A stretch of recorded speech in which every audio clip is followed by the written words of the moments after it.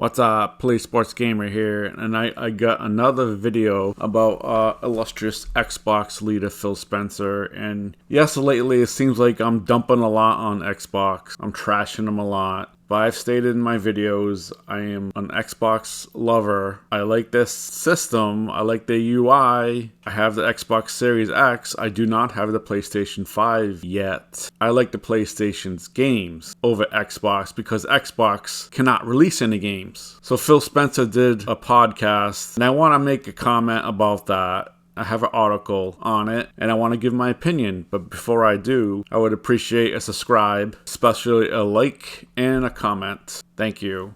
And here's the article. Xbox boss upset with myself over REDFALL's terrible launch. A lot has gone wrong with Phil Spencer lately and the Xbox brand. Between their acquisition getting blocked, releasing no games, Game Pass not doing great, and now REDFALL. And we're just left to wonder, is there ever going to be a win for Xbox like there was back in the Xbox 360 days? And the way it's going right now, I do not think there's going to be a win. And Xbox is banking on one game to try to get them their win. And that's Starfield. And it's kind of sad that they're banking on one game to try to lift them. Well, let's read the article. Microsoft Gaming CEO Phil Spencer was contrite following the overwhelming negative response to REDFALL this week. In a new interview with the Xbox podcast Xcast, the executive confessed to being disappointed with some quality issues and the critical reception of Arcane's vampire shooter this week. There's nothing more difficult for me than disappointing the Xbox community. Just to kind of watch the community lose confidence, be disappointed, I'm disappointed. I'm not upset with myself. REDFALL made headlines this week for its exceptionally poor review scores and went viral in social media posts displaying strange bugs and performance issues. It was not what fans were expecting from Microsoft's first $70 Xbox Series X/X game or Arcane Austin, the acclaimed Bethesda studio behind the beloved immersive Sims, Dishonored, Death of the Outsider, and Prey. First thing I want to say, so I guess Phil Spencer has many difficult moments because he's been disappointed in the Xbox community for a long time now. It's been years. I don't think because of REDFALL, the community has lost confidence and disappointed with him and Xbox. They've been disappointed for a long time, as I said, for years. What we heard going into this Xbox Series consoles, it was the most powerful console on the market. It's more powerful than PlayStation 5. It's going to be a gaming machine. And what do we have to show for it? Single to AA games, Forza Horizon 5, which was good, Halo Infinite, which was meh, average. And that's it. Can't include Pentiment. We can't really include Hi-Fi Rush. That was a stealth release. It was a good game. I enjoyed it. But it's not the AAA game that is used to sell consoles and lift Game Pass to multiple subscribers. Phil Spencer's strategy of buying publishers, trying to buy games, is not working out for them because these publishers are not actually producing games. I don't know what's going on. Ever since Microsoft bought Bethesda, what games have they released? Like Tango has released Ghostwire Tokyo, which was a PlayStation exclusive. That's probably why they produced that game. Deathloop, again, was a PlayStation exclusive. That's why they released that game. Like, what else is there? Where's Machine Games? Where's id Software? We all know Bethesda Game Studios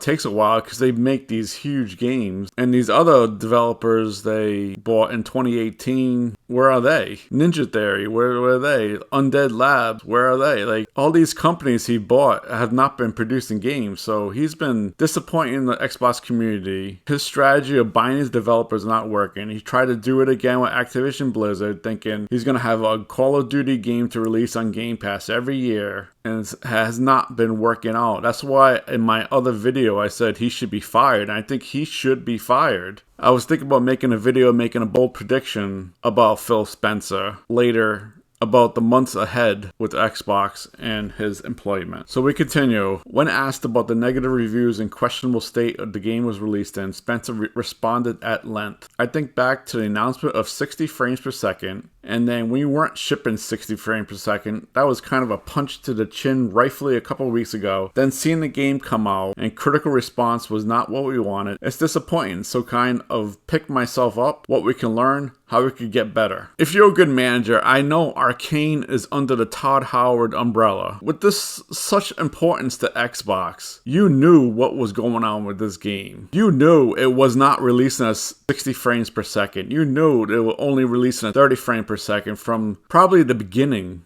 So I think it was kind of a little lie that he thought it was a punch to the chin that it gets shipped at 30 frames per second instead of 60 frames per second. I think if he actually was managing this and he should have had a hand in it, he knew that it was not coming out at 60 frames per second. One thing I'll fight is sort of what went wrong. There's clearly quality and execution things we can do, but one thing I won't do is push against creative aspirations of our team. I know a lot of people will say, hey, you got teams. Teams know how to do one kind of game. Just force them to do one kind of game. They have a proven track record for. I'm just not a believe in that. Maybe that means I'll underdeliver for some of our fans out there, but when a team like Rare wants to do a Sea of Thieves, when a team like Obsidian wants to do Grounded, Tango wants to do Hi-Fi, when everybody probably thought they were doing The Evil Within 3. Again, I'm going to push back on this. Xbox is struggling big time with a big game. They needed these developers to produce big time games that were proven track record, that is a seller, that could sell consoles, get subscriptions to Game Pass. Not do these little games. That's not going to help them. That's not going to sell consoles. So again, I think this is wrong. What Phil Spencer's strategy was, let them do these little one-offs. It does not make sense when you're trying to battle PlayStation and trying to get upper hand against them. You see what PlayStation is doing? They have the 2 God of Wars, Horizons, Spider-Man. These proven games the developers are making. Once you do that, once you get a foothold, then you could do these one-offs. Then you could do the Hi-Fis and the Groundeds. You need Obsidian to concentrate on getting Avowed out, not do Grounded, where it caters to a certain aspect of the fan base. Avowed is a lot more popular than a Grounded. It just doesn't make sense what the strategy is. If they really love their fan base, they would produce big-time AAA games for their fan base. It says, I want to give teams the creative platform to go and push their ability, push their aspirations, but I also need to have a great selection of games that are continue to come that surprise and delight our fans, and we under-delivered on that. For that, I apologize. It's not what I expected, what I want, but it's ours to deliver. Well, Phil, you haven't been delighting your fans for a long time. It's been a while. So I catered back into the day where Xbox was basically, before they bought these other developers, they were like a 3-pronged monster. Halo, Gears of War, and Forza. They released multiple games for each, and the fans were happy for the most part. Yeah, it tailed end because the 343 kept screwing up. And the Gears franchise and Gears 4 tried to go a different direction, which didn't help. But at least that was a proven franchises, and they kept releasing for those. I don't know, I can't speak for everyone, but I don't know if we're surprised and delighted by seeing these little games, like Hi-Fi Rushes or the Sea of Thieves or the Groundeds. We'd be more delighted with the big-time Halo release that's actually complete. Probably would have loved the Evil Within 3 or a Fallout 5, but that's just me, and that's what I don't want to put words in the fans' mouths, but that's just me. We want to see these big time games. Phil Spencer has been failing time and time and time again on this through the years. One thing I want to say is Xbox is kicking themselves for letting Bungie go. They should have grabbed on to Bungie and held them tight. If not, get them on the contract, because they actually produce great Halo games. Instead, they let them go and have 343, which screwed up one Halo game after another, screwed up the Master Chief Collection, and that took years for them to fix. Like, that was another bonehead move by Xbox. They're just making one after the other. And I don't want to be like an MBG and, like, was an Xbox fan turned to a PlayStation pony. But maybe I should. Like, it doesn't seem this management is turning it around. Maybe I should get a PlayStation 5 and enjoy those games, but the future looks a little brighter for the PlayStation than it does for the Xbox. Microsoft had an especially quiet 2022 when it came to big first-party exclusives. Starfield was originally set to arrive in November, but was eventually delayed, leading to an exceptionally poor holiday season for the platform. Game Pass has been one of the silver linings for Xbox Series X/S owners, providing cheap access to a ton of great smaller or older games. And I want to stress, smaller and older. I'm sorry. The big time gamers don't want to see smaller and older games. They want to see big releases on Game Pass from third-party developers and especially first-party developer. So that's a stupid line, in my opinion. Still, subscriber numbers for the Netflix-like library have reportedly plateaued, seemingly in part because of the lack of big blockbuster games hitting the service day and date. Yes, I agree. Redfall was supposed to mark the end of a long-year drought following Halo Infinite. Instead, seems to be another mirage as players wait for missing features and improvements to get patched in, and for Starfield to finally arrive sometime later this year. My prediction is I think Starfield is going to get another delay, mainly because of Redfall. They need to make darn sure that Starfield is going to get released with low amount of bugs. And they really need to get a 60 frames per second version. But I don't think they are. I think they're going to get a 30. They really need a 60. So I think instead of September, I think it's going to be November or December. And take those months to polish that game. The whole Xbox world is depending on that game, and Todd Howard needs to deliver. This cannot be a Fallout 76. This needs to be perfect 95 Metacritic game. Should Redfall have been delayed,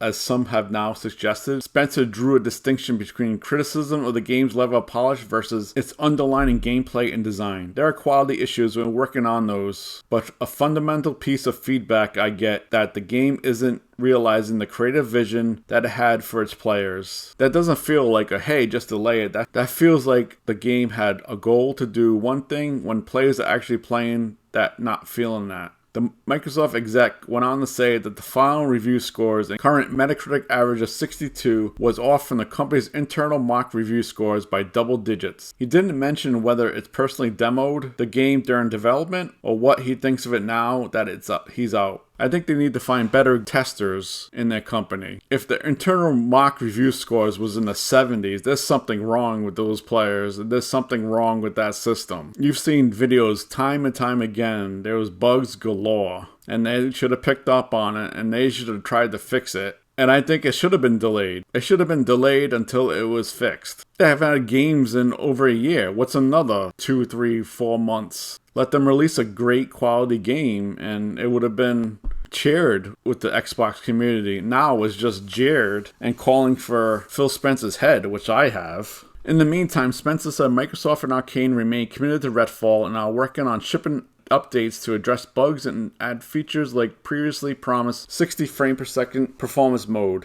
I also note that these games are $70. I'm not going to take full responsibility for launching a game that needs to be great. So this is what the gaming world has become. You should never, ever, ever, and they always say that through the years, pre-order a game or play a game day one. There's a lot of games that are shipping with issues, performance issues, bugs. It seems like the common theme nowadays is wait 6 months to a year after a game has been released and maybe be playing the game that everybody envisioned. And for Phil Spencer to say he's disappointed fans, he's been disappointing fans for years, Phil. And that's why I think this company needs new blood. Phil Spencer needs to step down because he's obviously not taking Xbox to the next level. He's making one mistake after another. Bad management moves, one after another. When was the last great management move that Phil Spencer made? Yes, Game Pass is great, but you have to keep on it. Netflix knows you gotta keep on producing for this game subscription service or you're gonna lose subscribers, and Xbox have been doing it because they're resting on their laurels. You haven't made any third-party exclusive deals for Game Pass. You need to do that, especially when your first-party developers can't produce a game. It's taken too long for them producing games, and when they do, Arcane's Redfall,